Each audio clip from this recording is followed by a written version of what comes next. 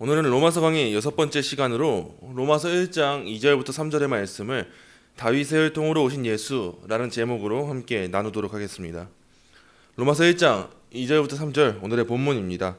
로마서 1장 2절부터 3절 우리 한 목소리로 읽겠습니다. 이 복음은 하나님이 선지자들을 통하여 그의 아들에 관하여 성경에 미리 약속하신 것이라. 그의 아들에 관하여 말하면 육신으로는 다윗의 혈통에서 나셨고. 아멘.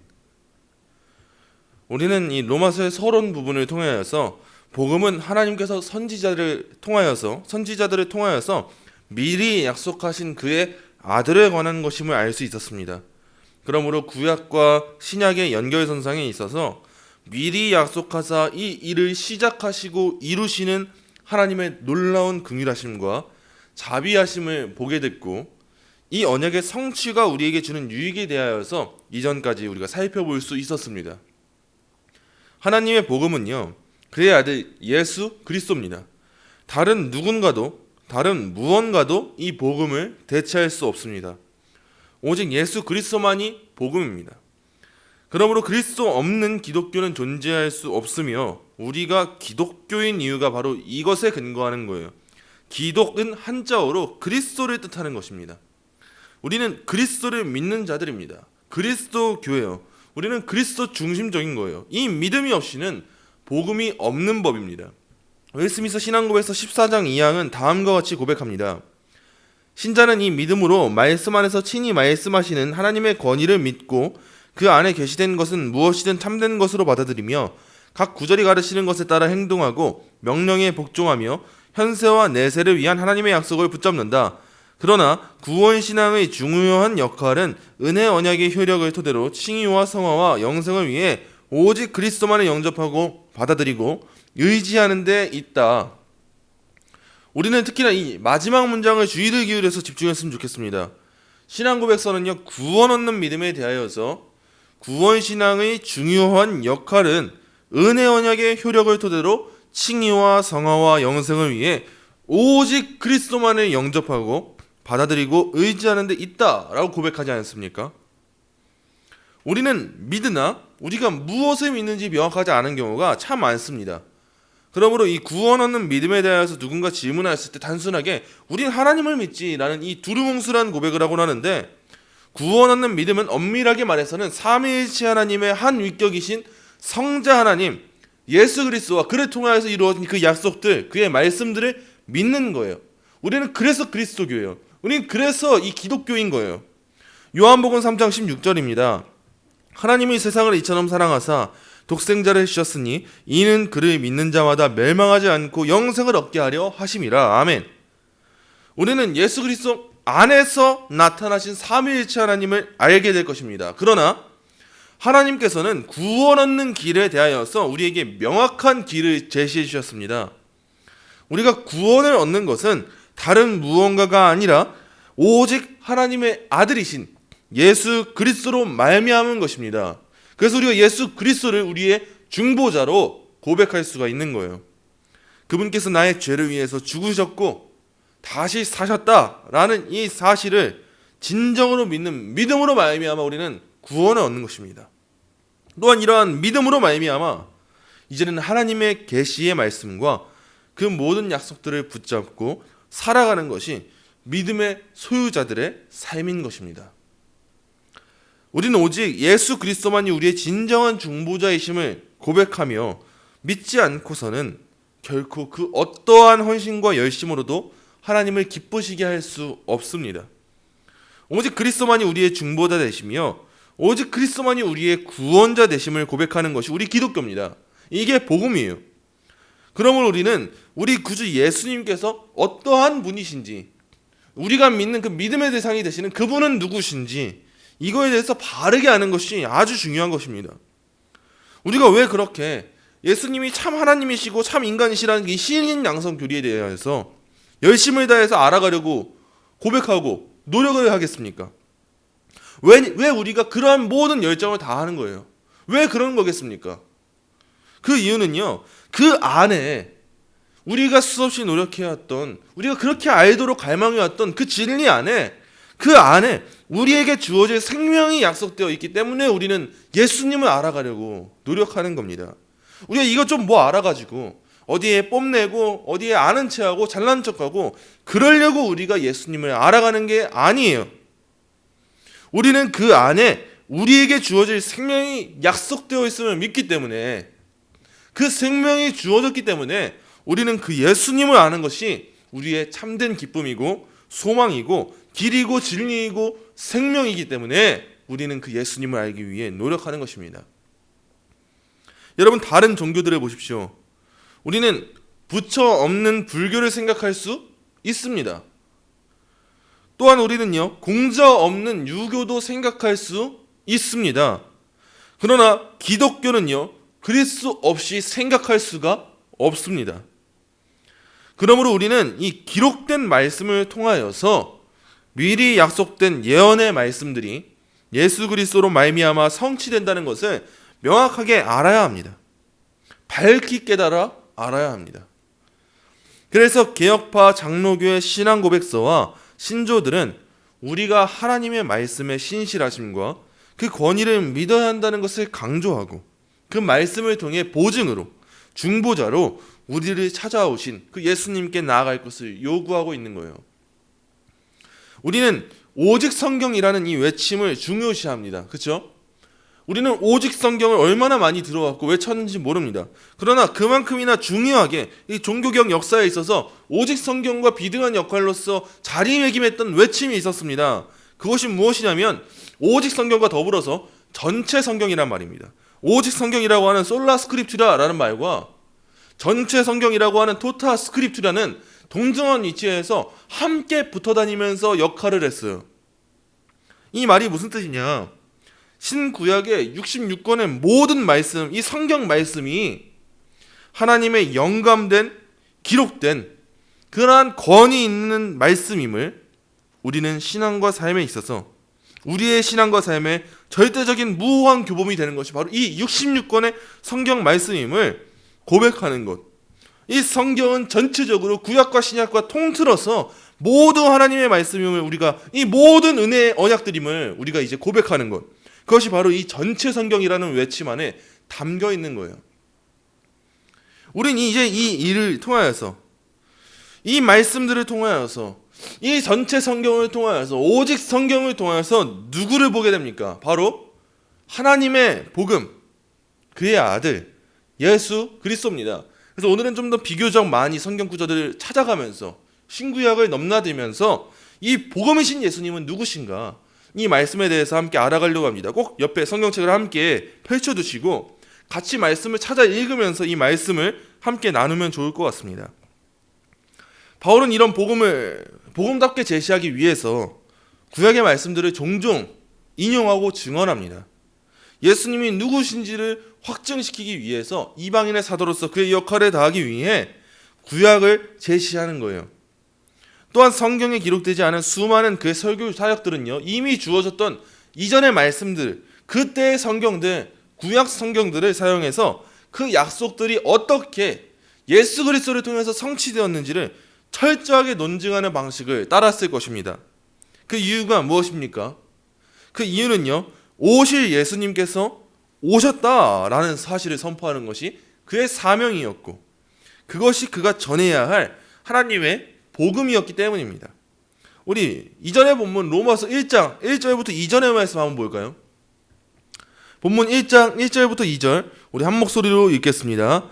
예수 그리스도의 종 바울은 사도로 부르심을 받아 하나님의 복음을 위하여 택정함을 입었으니 이 복음은 하나님이 선지자들을 통하여 그의 아들에 관하여 성경에 미리 약속하신 것이라. 아멘. 하나님이 이 바울이라는 사람을 택정하셨다라고 기록하죠. 바울이 이 하나님의 복음을 위하여서 택정함을 입었습니다. 그리고 바울이 전해야 할 복음은요, 그 하나님의 아들에 관한, 즉 예수 그리스도에 관한 복음인데, 이 복음은 어떻게 있었습니까? 이미 미리 성경에 약속되어 있었습니다. 그러므로 바울은요, 미리 약속된 이 복음에 대하여서 넘어가는 법이 없었습니다. 그는 철저하게 구약 성경에 기반을 두고, 이미 있었던 약속에 기반을 두고 이 복음의 약속이 이루어졌다라는 것을 이제는 밝혀나갑니다. 구약의 가르침과 신약 시대의 가르침들을 조화하는 역할을 하는 것이 바로 이 바울이었어요. 그리고 이제는 이러한 방식으로 복음의 주제이신 예수 그리스도에 대하여서 그가 이제 본격적으로 제시하기 시작합니다. 그게 바로 오늘의 본문 3절입니다. 오늘의 본문 3절 함께 읽겠습니다. 그의 아들에 관하여 말하면 육신으로는 다윗의 혈통에서 나셨고 아멘. 여러분, 우리는 너무도 당연한 듯이 로마서의 이 서두, 로마서 1장 1절부터 15절까지 이 말씀을 넘어가는 경향이 있습니다. 저 또한 수차례 그런 일들이 많았고, 우리도 또 틈만 나면 로마서 한번 충분히 묵상해야겠다라고 하면서 로마서를 쫙 읽어갈 때 많지 않습니까? 그때 핵심적인 묵직한 그 교리들이 담긴 그 내용들, 그 본문들을 마주할 땐 참 깊다라고 하면서 우리는 앞에 있는 이 문안 인사는 너무 가볍게 여길 때가 참 많습니다. 그러나 우리가 앞서 서론에서 말했던 것과 같이 전체 성경이라고 하는 이 외침을 기억해 볼 때 성경이라는 것은 뭐 하나 빼먹을 것이 하나도 없다라는 것을 우리는 알아야 합니다. 얼마나 놀라운 진리들을 깊고 오묘하게 담고 있는지 우리는 알아야 합니다. 우리는 문안 인사를 예의상 기록한 그 무언가로 알고 넘어가는 경우가 많습니다. 우리가 뭐 누구 처음 만났을 때 하는 그런 안부 인사처럼, 그런 예의상 하는 일처럼 우리는 생각하고 나는데, 이 편지는 단순한 편지가 아니라는 거 꼭 기억해야 합니다. 우리는 언제나 이 편지라는 이 말에 속아 넘어가요. 단순한 편지, 이것만 생각하는 거예요. 우리가 누군가에게 기록하는 5월의 푸른 날입니다, 이런 인사 멘트가 있는 그런 편지로 우리가 생각할 때가 많은데, 이 편지는 단순한 편지가 아니라 영감된 하나님의 말씀입니다. 바울은 이 말씀 안에서 복음을 증거하는 거예요. 바울은 그의 아들에 관하여서, 그 예수님에 대하여서 육신으로는 다윗의 혈통에서 나셨다라고 말합니다. 이 말도 단순한 문안 인사 정도의 인사치레가 아니라 하나님의 복음을 바로 알기 위한 필요한 가르침입니다.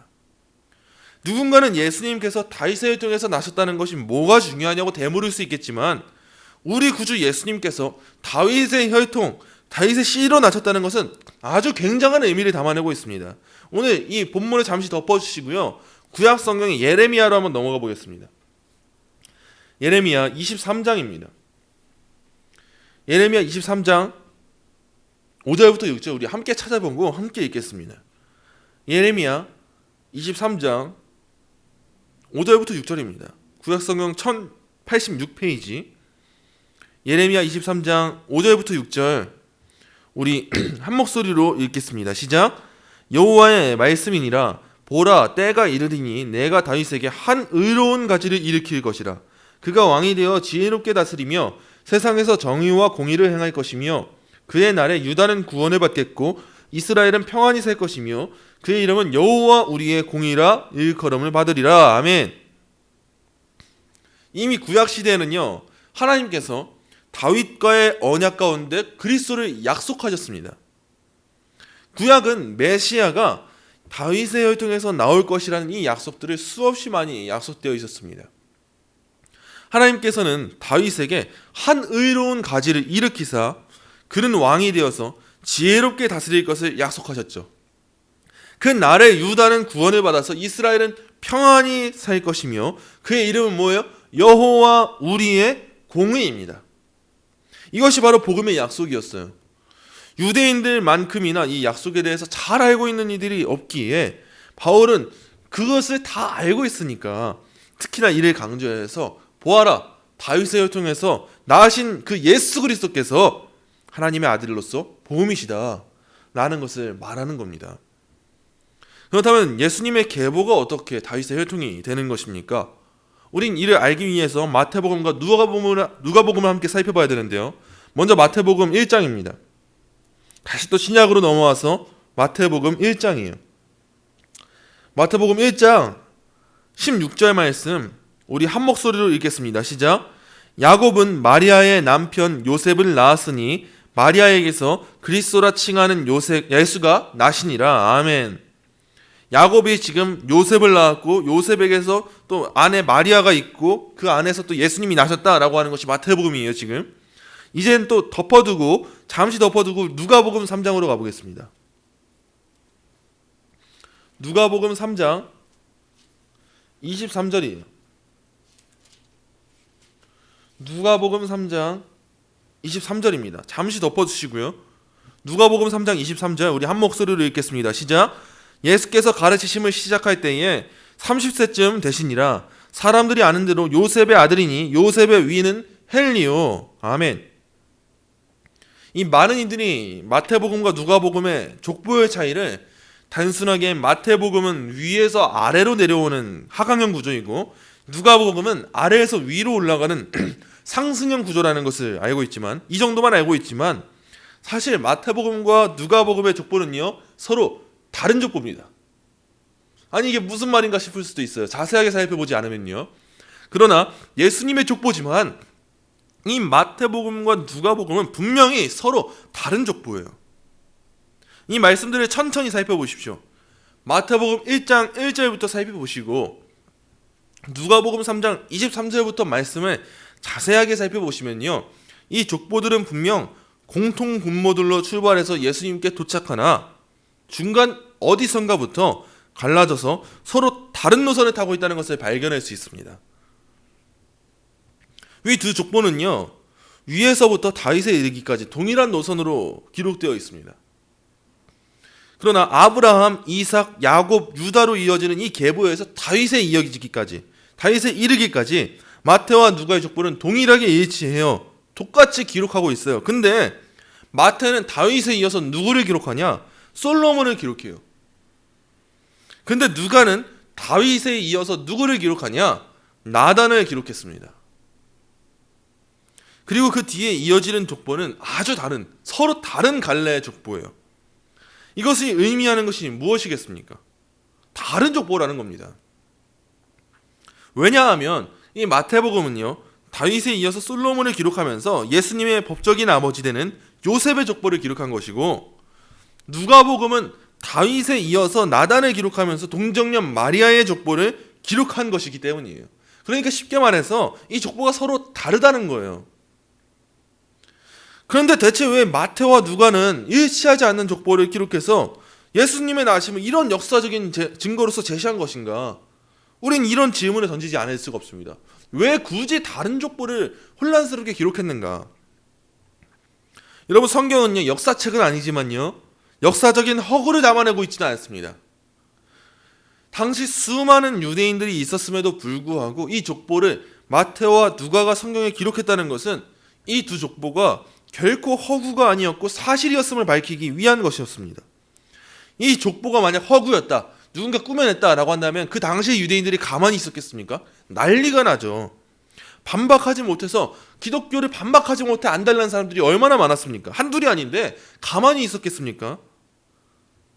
그러나 성경의 저자들은요 근거와 신뢰가 있는 역사적인 자료를 통해서 이 모든 일이 실제이자 사실인 복음임을 기록한 거예요. 사도신경에 본디오 빌라도가 등장하는 이유도 그렇습니다.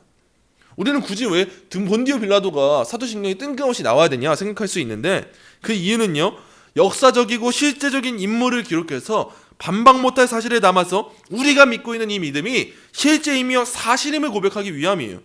예수님의 십자가 사역이 바로 진짜였다. 그 당시에 본디오 빌라도라는 황제가 있었다. 총독이 있었다. 이것을 담아내고 있는 거예요. 또한 성경은 단순하게 이것이 사실이다, 예수님이 오셨다 말을 전달하기 위해서 요셉의 족보와 마리아의 족보를 나누어 기록한 것이 아닙니다. 성경은 우리에게 하나님의 약속이 어떻게 예수 그리스도를 통해서 성취되는지를 보여주는 거예요. 앞서 살펴본 예레미야 23장의 말씀을 보면요, 예레미야 23장의 말씀을 보면 여호와의 말씀이니라, 보라 때가 이르리니 내가 다윗에게 한 의로운 가지를 일으킬 것이라 라고 말씀하셨습니다. 그리고 우리는 이 약속의 말씀을 더욱 깊이 이해하기 위해서 무엇을 봐야 되냐? 그 이전 본문을 봐야 돼요. 다시 예레미야입니다. 예레미야 23장 이전에 22장 30절의 말씀 함께 보겠습니다. 예레미야 22장 30절입니다. 다시 구약으로 가셔서요, 예레미야 22장 30절의 말씀 우리 한 목소리로 읽겠습니다. 시작. 여호와께서 이와 같이 말씀하시니라. 너희는 이 사람이 자식이 없겠고 그의 평생 동안 형통하지 못할지라 기록하라. 못할 자라 기록하라. 이는 그의 자손 중 형통하여 다윗의 왕위에 앉아 유다를 다스릴 사람이 다시는 없을 것임이니라 하시니라. 아멘. 예레미야 22장은요 악한 왕들에 대한 하나님의 심판이 선포되는데, 이 장에서는 유다 왕들의 범죄를 지적하시면서 시드기야, 여호야스, 여호야김, 고니야, 즉 누구냐면 고니야는 여호야긴이에요. 고니야와 같은 이 여호야긴과 같은 왕들이 멸망하게 될 것을 하나님께서 예언하십니다. 저주하십니다. 특히나 방금 읽었던 이 위 구절은요 여호야김의 아들 고니야, 즉 여호야긴에 대한 예언인데, 하나님께서는 분명하게 말씀하셨습니다. 이 사람이 자식이 없겠고 그의 평생 동안 형통하지 못할지라 기록하라. 이는 그의 자손 중 형통하여 다윗의 왕위에 앉아 유다를 다스릴 사람이 다시는 없을 것임이라. 여러분 이게 무슨 말입니까? 우리는 분명 알고 있습니다. 다윗의 자손에서 메시아가 나셔야 되는데 왕들의 범죄 때문에 그 직계가 왕권으로부터 끊어지게 된다는 것은 얼마나 당황스러운 일입니까? 만약 여호야긴으로부터 왕권이 끝나게 된다면 하나님께서는 대체 어떻게 다윗의 자손으로 그 예수 그리스도를 보내신다는 말입니까? 어찌 세상을 구원할 왕을 이 왕의 계보에서 보내신다는 거예요. 왕의 계보가 저주를 받아서 이제 더 이상 왕이 날 수가 없는데 어찌 왕이 날 수 있겠냐는 겁니다. 유대인들은요 이 상식적으로 이 말씀을 받아들일 수가 없었을 거예요. 분명 다윗의 자손에서 메시아가 나셔야 되는데 이 왕의 계보가 끊기게 되지 않았습니까? 그러나 이 말씀을 읽고 아까 전에 읽었던 23장 5절부터 6절의 말씀을 다시 한번 읽어보십시오. 23장 5절부터 6절의 말씀 우리 한 목소리로 읽겠습니다. 시작. 여호와의 말씀이니라. 보라 때가 이르리니 내가 다윗에게 한 의로운 가지를 일으킬 것이라. 그가 왕이 되어 지혜롭게 다스리며 세상에서 정의와 공의를 행할 것이며 그의 날에 유다는 구원을 받겠고 이스라엘은 평안히 살 것이며 그의 이름은 여호와 우리의 공의라 일컬음을 받으리라. 아멘. 마치 지금까지의 모든 언약이 끝나고 절망을 마주한 것과 같은 때에 하나님께서는 다윗의 자손에서 왕권이 계승되지 못했다 할지라도 이 언약을 한 의로운 가지를 통해서 일으키셨습니다. 왜요? 하나님은 변함없이 인간의 죄악에도 인간의 넘어짐에도 인간의 그러한 연약함에도 신실하신 분이시기 때문에 이 한 의로운 가지가 왕이 될 것이라고, 그 가지를 일으키신다고 말씀하시는 거예요. 그 가지의 이름이 뭐예요? 여호와 우리의 공의입니다. 우리 성경을 한 번 더 찾아보겠습니다. 이사야입니다. 이사야 11장 1절입니다. 구약성경 이사야 11장 1절입니다. 제가 이렇게 성경을 왔다 갔다 하는 것은요, 지금 바울이 이러한 방식으로 증거하고 있다는 거, 증언을 하고 있다는 거, 이걸 알려드리기 위함입니다. 이사야 11장 1절 우리 한 목소리로 읽겠습니다. 시작. 이새 줄기에서 한 싹이 나며 그 뿌리에서 한 가지가 나서 결실할 것이요. 아멘. 이와 같은 말씀들이 성경에 기록되어 있습니다. 이새의 줄기에서 한 싹이 나고 그 뿌리에서 한 가지가 나서 결실한다는 것이 무엇을 의미합니까? 인간의 연약함과 죄악됨에도 불구하고 하나님께서는 자신이 세우신 언약을 신실하게 지키시는 분이라는 뜻입니다. 하나님께서는 결코 이 신실하심을 잃어버리지 않습니다. 그렇다면 우리는 다시 신약으로 돌아가서 예수님의 계보, 이 족보를 보면서 성경이 과연 우리에게 무엇을 말해주고 있는지 이걸 깨달을 수가 있을 것입니다. 다시 한번 마태복음으로 가볼까요? 마태복음 1장입니다. 마태복음 1장 6절과 16절을 읽어볼 건데요. 6절을 읽은 후에 바로 16절을 읽겠습니다. 우리 6절을 읽고 16절을 함께 읽어보겠습니다. 시작. 이새는 다윗 왕을 낳으리라. 다윗은 우리아의 아내에게서 솔로몬을 낳고 16절입니다. 야곱은 마리아의 남편 요셉을 낳았으니 마리아에게서 그리스도라 칭하는 예수가 나시니라. 아멘. 이새는 다윗을 낳았고요. 다윗은 솔로몬을 낳았어요. 그 줄기가 쭉 이어져서 솔로몬의 족보가 쭉 이어져서 그 왕위의 족보가 이어져서 야곱은 마리아의 남편 요셉을 낳았다라는 거예요. 마태복음은요, 요셉의 족보로서 법정적인 이 다윗의 혈통 족보를 말하고 있습니다. 우리가 이후에도 역사적인 사건으로 마주하는 바와 같이 하나님의 예언의 말씀과 같이 다윗으로부터 솔로몬으로 이어지는 족보의 실질적인 왕위 계승은요, 결국 끊어지게 되었습니다. 그러나 그럼에도 불구하고 예수님께서는요, 동정녀 마리아에게서 나사 혈통적으로 어디 족보에 속해 계십니까? 이게 아버지가 법정적으로는 요셉이잖아요. 이 계보를 따를 때 예수님께서는 동정녀 마리아에게 나서 혈통적으로는 솔로몬의 계보에 속해 있는 분이 아니지만 실질적으로는 다윗과 솔로몬에 속하는 그 왕들의 후손, 요셉의 법정적인 의미에서의 아들로 태어나셔서 왕들의 후손으로 나신 거예요. 여러분 이해되십니까? 지금 예수님께서는 동정녀 마리아를 통해서 태어나셨지만 그의 법정적인 의미에서 아버지가 누구예요? 요셉이에요. 근데 요셉의 족보는 어떻습니까? 그의 족보는 다윗에서 솔로몬으로 이어지는 그 왕위의 족보라는 거예요. 근데 지금 예수님이 그 족보 안에서 태어나셨다라는 것을 이 마태복음이 말하고 있다는 것입니다.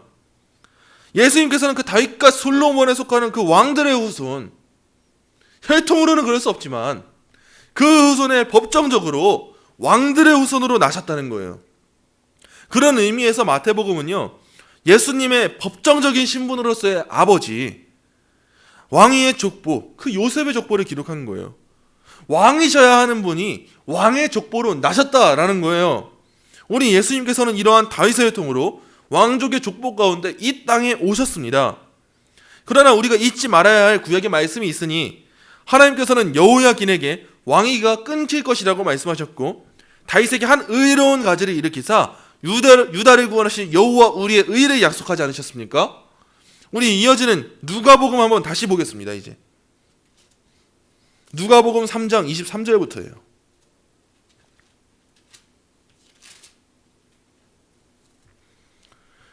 이번엔 누가복음 3장 23절과 31절을 읽어보겠습니다. 누가복음 3장 23절과 31절이에요. 함께 읽겠습니다. 시작. 예수께서 가르치심을 시작할 때에 30세쯤 되시니라. 사람들이 아는 대로 요셉의 아들이니 요셉의 위는 헬리요. 이어서 31절입니다. 그 위는 멜레아요. 그 위는 맨나요. 그 위는 mat다다요. 그 위는 나단이요. 그 위는 다윗이요. 아멘. 여러분 누가복음은 요셉의 족보가 아닙니다. 마리아의 족보예요. 이 사실을 23절에 나오는 요셉의 위는 헬리라는 구절로부터 이어지는 이 말씀들을 통해서 알 수 있습니다. 이 헬리는요, 마리아의 아버지예요. 그러나 우리는 거슬러 올라가면서 아주 흥미로운 사실들을 마주하게 되는데 요셉의 계보, 즉 왕족의 족보인 마태복음은 다윗의 다음을 누구라고 해요? 솔로몬으로 기록하고 있는 반면 누가복음은 다윗의 다음을 나단으로 기록하면서 마리아의 족보를 기록하고 있다는 점입니다. 이는 무엇을 의미하겠습니까? 분명한 다윗의 후손으로 오셔야 하지만 다윗의 직계로는 왕이 나실 수 없지 않습니까?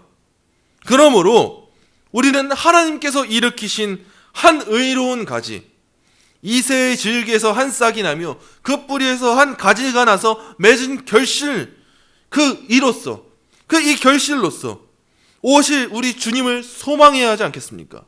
그 주님께서 바로 이 길을 통해서, 이 계보를 통해서 나셨다. 왕이시며 동시에 이 이후의 약속들을 다 이루시는 분, 이 조건을 다 충족하실 분이 누가 있겠냐? 바로 우리 예수님밖에 없다. 이 말씀을 지금 이 마태복음과 누가복음이 기록하고 있는 거예요. 그래서 예수님께서는 동정녀 마리아의 족보에서 또한 법정적으로는 이 아버지 요셉의 족보에서 이 모든 메시아의 조건들을 다 충족하사 이 모든 언약들을 이루셨다는 것입니다. 말씀을 맺습니다. 여러분 무엇이 복음입니까? 단순히 예수 믿고 천국 가는 게 복음입니까? 그게 우리 전부입니까? 로마서를 기록한 사도 바울은 하나님의 복음을 위하여서 택정함을 입어 복음이 무엇인지에 대하여서 위와 같은 자세로 구약과 신약의 연장선상에서 약속된 복음과 성취된 복음을 강력하게 제시하는 거예요. 우리 오늘의 본문 로마서 1장 1절부터 3절의 말씀 함께 읽어보겠습니다. 이제 이 말씀을 다시 읽어볼 때 우리의 고백은 달라야 되는 거예요. 이 말씀이 다르게 보여야 되는 거예요. 로마서 1장 1절부터 3절 우리 한 목소리로 읽겠습니다. 시작. 예수 그리스도의 종 바울은 사도로 부르심을 받아 하나님의 복음을 위하여 택정함을 입었으니 이 복음은 하나님이 선지자들을 통하여 그의 아들에 관하여 성경에 미리 약속하신 것이라. 그의 아들에 관하여 말하면 육신으로는 다윗의 혈통에서 나셨고. 아멘. 다시 여러분들께 묻겠습니다. 무엇이 복음입니까? 우리는 수없이 많이 로마서를 묵상하면서 지나쳤던 바로 이 말씀이 복음이에요. 하나님의 아들 예수 그리스도께서 성경에 미리 약속되셨고 그 약속의 성취로서 다윗의 혈통으로 나신 것, 법정적으로는 왕의 신분으로 육신으로는 다윗의 혈통에서 이 나단의 계열에서 동정녀 마리아에게서 나신 그 예수님이 우리의 구주이신 것, 그 예수님께서 구약의 모든 말씀들을 성취하신 것, 이것이 바로 복음이라는 뜻입니다. 우리 구주 예수님께서 왕이셔야 하는데 다윗 왕종의 계보에서는 그 왕족이 끊이지 않았습니까? 근데 어떻게 왕이 옵니까? 그 상황에 솔로몬의 계보에서는 이 약속이 온전히 성취될 수 없을 때 그 모든 조건을 충족시킬 분이 바로 누가 있겠습니까? 오직 예수 그리스도 뿐이시다. 이것을 바울이 말하고 있는 거예요. 바울은 위와 같은 철저한 논증으로 구약과 신약의 사이에서 우리가 믿고 따라야 할 믿음의 대상이 누구신지, 하나님의 복음이 누구신지에 대하여서 밝히는 것입니다.